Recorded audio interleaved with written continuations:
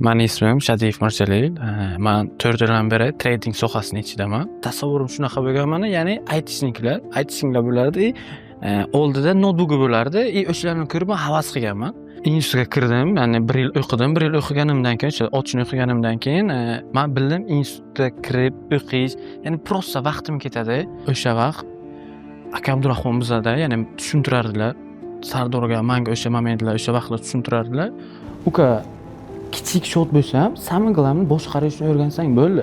Shunaqa kun keladimi, senga katta shotlarni olib beraman, katta shotlar bilan ishlaysan. Hozirgi vaqtda fonddan shot boshqaraman, $3,5 million hozirgi vaqtda. Aktivni farqi yo'q, masalan, tillarda ham savdo qilsa bo'ladi. Sistemam bor. Bozor o'sha sistemamga kelsa mana, shunaqa bozorda modul yaratsa bozor, o'sha sistemamga kelsa, men keyin savdo qilaman. Eng katta yutug'im bu hayotda o'ylaymanki, shu jamoa. Mani ismim Shadiyev Mirjalil. Men 4 yildan beri trading sohasining ichidaman. Xo'p, tradingga qanday kirib kelganman? O'zi menga birinchi interest bo'lgan shu maktabda o'qib yurgan davrlarimda, ya'ni zamonaviy kasblar.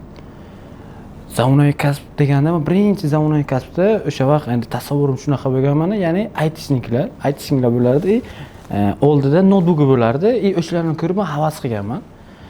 Nasib o'zimiz ham shunaqa kasbda, ya'ni shunaqa kasbga kelib qoldik o'zimiz ham. O'zim ham taqdir taqozosi bilan endi xuddi shularda, ya'ni notebooksiz ishlab bo'lmaydi-da. Bizda ham sohamizda notebook kerak, kompyuter kerak. Bu analiz qilish uchun, chartlarni ko'rish uchun bularni keyinchalik tushuntirib beraman, qanday bo'lishini.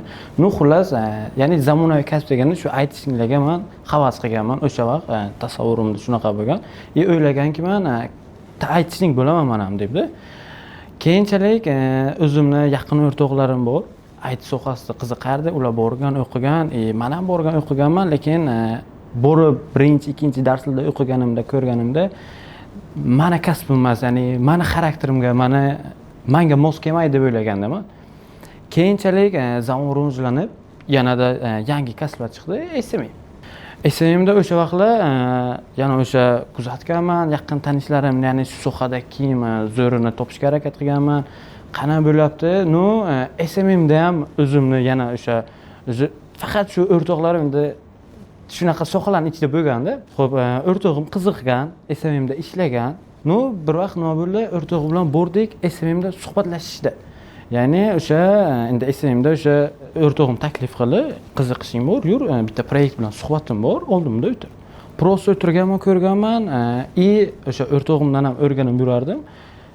Uni ham bilganman, men uchun emas, meni xarakterimga emasman, xarakterimda emas, men uchun emas, shuni bilganman.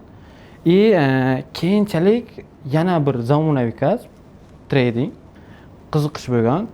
Bu ham eng qizig'i o'rtog'im Sardorbek Sharapov, ko'pchilik taniydi.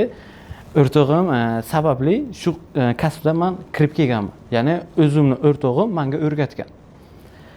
Xo'p, biz o'rgangan tradingni shu 4 yil oldin boshlaganmiz. Menda o'rgatishni boshlagan Sardorbek, o'zim o'rtog'im. Bu bilan endi biz bolalikdan, ya'ni maktabdan birda katta bo'lganmiz, bir sinfda o'qiganmiz. Menda tushuntirgan, o'rgatgan. Eng qizig'i o'sha vaqt qolgan o'rtoqlarimiz ham bor edi oldimizga, bir menga emas, qolganlar ham interes bor edi, lekin ular bu kasbni o'rganishda sabrlari yetmadimi, chida olishmadi, chida bilishmadi. Men oxirigacha qoldim. Lekin shu sohada qolishimga katta sababchilardan biri men o'ylayman Sardorbekni o'zi. Ya'ni o'zimning o'rtog'im, chunki bo'ladi o'rtoq, sekin-sekin bo'ladi. Nima ilm olsa, nimani tushunsa, birinchi bo'lib menga tushuntirgan, ya'ni birinchi menga praktik qilib ko'rgan. Men undan tushunganman. Shu uchun ham hozir ham bitta ofisda ishlaymiz. Sardorbek masalan nazariyda umumiy dars bersa, men hozir amaliyotda, ya'ni shu tripllarda bosh amaliyot ustozi bo'laman. Shu sohada qolganimni katta faktorlardan biri deb o'ylayman, poddershka, ya'ni otam, onam, akam qo'llab-quvvatlaganlar bo'ldi. Shuni tanladingmi? Bor dekansa yoki o'rtog'im bo'lgan. Ya'ni har tomonlama menda poddershka bo'lgan. Ya'ni shu sohada qolishim uchun qo'llab-quvvatlashgan meni. Institutga kirdim, ya'ni 1 yil o'qidim. 1 yil o'qiganimdan keyin, o'sha ochishni o'qiganimdan keyin men bildim institutga kirib o'qish, ya'ni prosta vaqtim ketadi. Sразу zavuchni qildim. O'sha institutga kirgan yilim men o'sha tradingni o'rganishga menga o'sha interest bo'lgan, ya'ni o'sha moment men o'rganishni boshlaganman o'sha vaqtlar. Men sraz institutga kirganimdan keyin nimadir дополнительный ish o'rganay deb o'sha tradingni o'rganishni boshlaganman, Sardurdan o'rganganman. Institutni zavodchini qilganman. Bor fokusimni shu tradingni o'rganishga qaratganman. Trading kirib kelganimda natija boshida zo'r bo'lmagan, lekin o'sha vaqt aka Abdurahmon bizada, ya'ni tushuntirardilar. Sardorga menga o'sha momentlar, o'sha vaqtlar tushuntirardilar. Uka kichik shot bo'lsa ham, samim glavni boshqarishni o'rgansang bo'ldi. Shunaqa kun keladimi, senga katta shotlarni olib beraman, katta shotlar bilan ishlaysan deb aytardilar o'sha vaqtlar. Boshqa endi bir 2 yildan oldin gaplarda endi. Bitta shotim bo'lardi. Короче, na shot hozir ko'p ish chiqadi-ku, silif bo'ldi, shotlarimni yo'qotdim. Bunaqa emas, na u shot ketadi, na u shotdan men zo'r masalan ishlab pul chiqaraman. Главное stabil edi-da. Borib so'raganman, aka shunaqa bo'lyapti. Nima deysiz? Nima решение? Na u shotni men yo'qotaman, na u shotdan o'taman. Uka ishon eng zo'ri shu, birinchi navbatda shotni ushlab turishni o'rganishing kerak. O'sha vaqt aytganlar, nasib bo'lsa senga katta shotlarni olib beraman, katta shotlarni beraman. O'sha vaqt zo'r ishlab, stabil ishlab yurasan. Birinchi navbatda menga tradingga birinchi marta daromad qilish uchun investitsiya qilgan men akam. Menga o'sha vaqt endi 20-100 bergan edi, ya'ni o'sha 20-100 bergan edi. $20 tashlab bergan edi. Men ishlaganman, undan men bir oy yoki 2 oydan keyin $10 foyda qilganman. O'sha yarmini 50% foyda qilganman. O'sha daromadni chiqarib, mana ikkita o'rtog'im bo'lardi yoshligimga, ularning sinfdoshlarim o'shalar bilan chiqib, men ko'chada ovqatlanganman, prosta yeganmiz tamom pulni.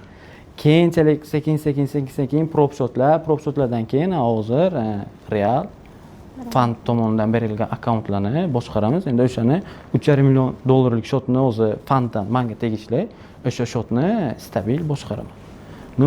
Bunaqa endi oyda overall ko'p savdo bo'lmaydi menda. Chunki savdodan tashqari o'sha chiqib o'zim tajribalarimni, o'zimni o'quvchilarim, o'zimni uchiniklarim bor. O'shalarga tushuntiraman, ko'rsataman, qaysi tomonda to'g'ri, qaysi tomonda xato. Men asosan forex yo'nalishida savdo qilaman. O'zimni yaxshi ko'radigan param bor, bu Euro 100. Euro 100 da men o'zimni qulay qilaman savdo qilish uchun. Aktivni farqi yo'q, masalan, tillarda ham savdo qilsa bo'ladi. Sistemam bor. Bozor o'sha sistemamga kelsa mana shunaqa bozorda modul yaratsa bozor, o'sha sistemamga kelsa, men keyin savdo qilaman. Lekin o'zimni sevib savdo qiladigan, ya'ni shu boshidan boshlaganman, shu yevro parada, ya'ni stabil bo'lgani uchun savdo qilganman. Birinchi navbatda to'g'ri ustoz tanlash, to'g'ri joyini tanlashni maslahat berardim.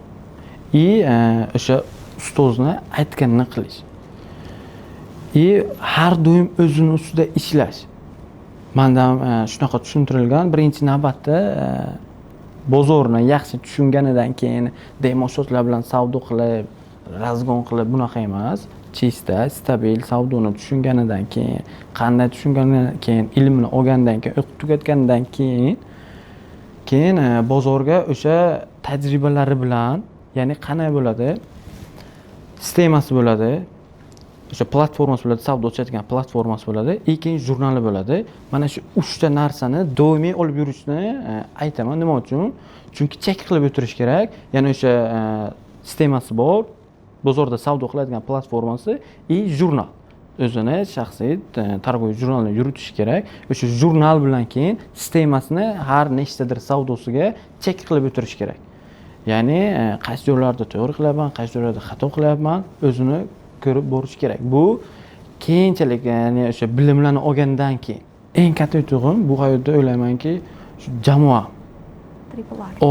Shunaqa triplar. Oldimdagi, ya'ni oldimga shu Abdurahmon aka, o'zimni komandam bor-ku, ya'ni ahilda komanda, dastoyni bachalar. Eng katta yutug'imni o'ylayman shu vaqtgacha, ya'ni oldimga-da mana xiyonat qilib ketadigan yo mana allab ketadigan bunaqa emaslar.